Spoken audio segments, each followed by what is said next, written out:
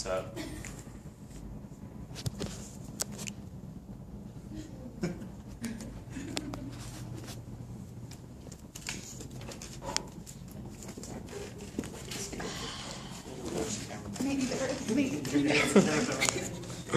All right. Hello, everybody. My name is Robert Bethune, and I'd like to thank you for coming. Today, I'm going to talk about something that's a little bit outside the norm. Have you ever heard that the whole is stronger than the sum of its parts? What this means is that when you have a conglomeration of something, it is not as strong as a singularity. One thing can be stronger than a bunch of things mixed together to equal that one thing. I have brought you together today to discuss our future in hopes that by the time I wish you farewell, you will share with me the dream of a unified earth. I wish to instill in you 4 principles that make me believe that this will be an easy goal to accomplish once we all work together. First, that anything we do well by ourselves, we can do better together. Second, that all governments need oversight. Third, our greatest weakness is at telling ourselves that our differences outweigh our similarities.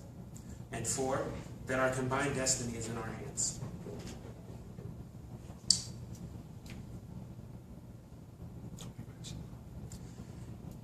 Nine million people in the world today suffer from malnutrition. And just today, 17,000 people have died of starvation. UN News Center reports that half of the world's food that is produced is waste. This is a really sad number. Because if we had a better system for distribution, we could feed everybody. And it would be easy. There'd be plenty left over. But we don't. This is one reason why we should have a joined world. My second reason is education. Now, education is learning about the rules that govern our universe. Some people would say if you don't know how to read, you're not educated or stuff like that. What I'm saying is that, for example, a farmer who's been a farmer for his entire life and doesn't know how to read is educated, but he can't take place in the society as a whole because he can't get his ideas out there and he can't talk to people the same way that we do. Now, this person that can't participate in the world is one of the faults that we have in our system currently. If the whole world was joined together with this single purpose, we could eliminate things like this. That one farmer who may have an idea that would save the entire world would be able to get his ideas out to each and every person, which is what we should aim for. If everyone was joined together, educating the masses wouldn't be a burden. It'd be something that's achievable. Now, our resources. Our planet Earth has a finite amount of resources. That means that eventually everything that we have is going to run out. One day we'll be able to reach into the stars and find what we'll need, but that day's not today. What we need to do is find ways to save what we can and only use what we need. If we had a world government, it'd be easier to do.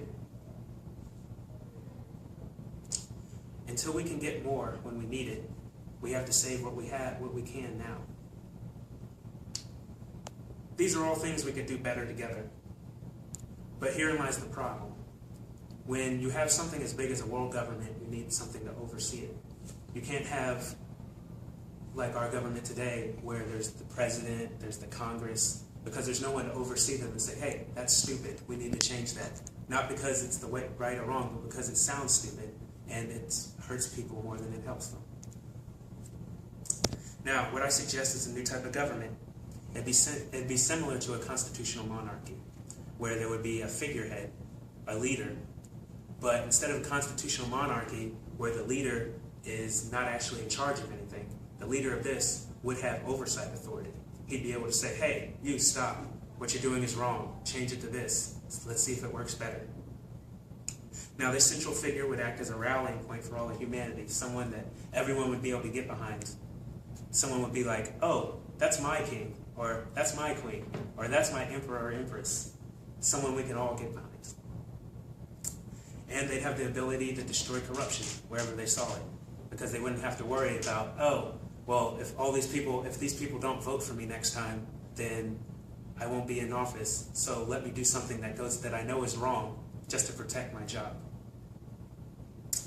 Now, one of the problems with choosing a leader like this is you would always have to worry about him becoming corrupt, him trying to hold on to his power instead of doing what's right.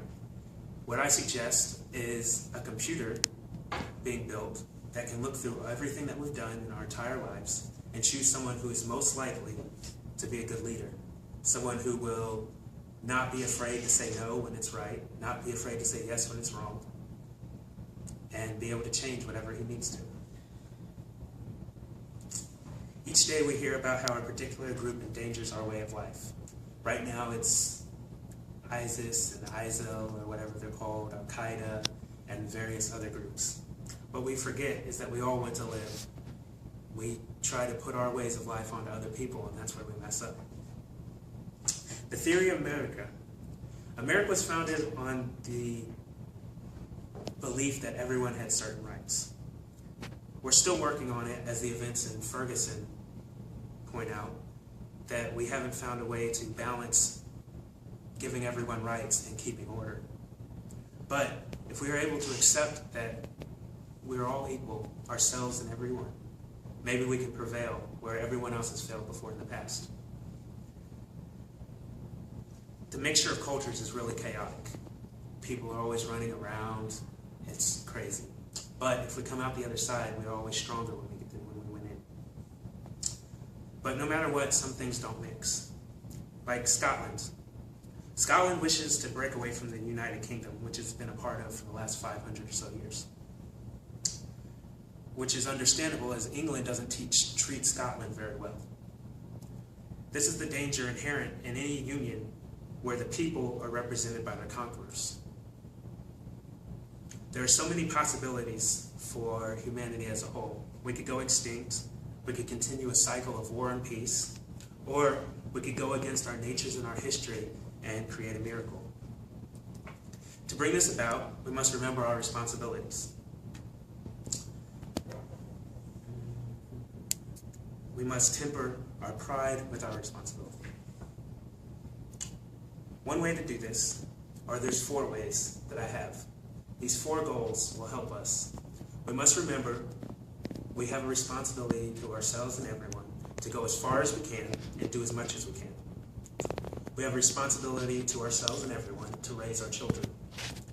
We have a responsibility to ourselves and everyone to protect those around us. We have a responsibility that's shared throughout all of humanity to what our fate will be. Our time together is coming to an end. I would like for you to carry these main points with you. 1, we will always be stronger together. 2, the more power something has, the closer you have to watch it for corruption. 3, as Simba said, we are one, like the earth and sky. And 4, finally, we share responsibility for our combined fate. I have said this at the end of every speech I have given this year. But for the last time, I believe in you. I believe in all the things we can accomplish together. And if you walk away here with nothing else, I would like you to remember that you are important. You hold the keys to our future in your hands. And for all the good that you may one day do, you are loved. Thank you for sitting through my speech. I know it was incredibly boring. Have a nice day.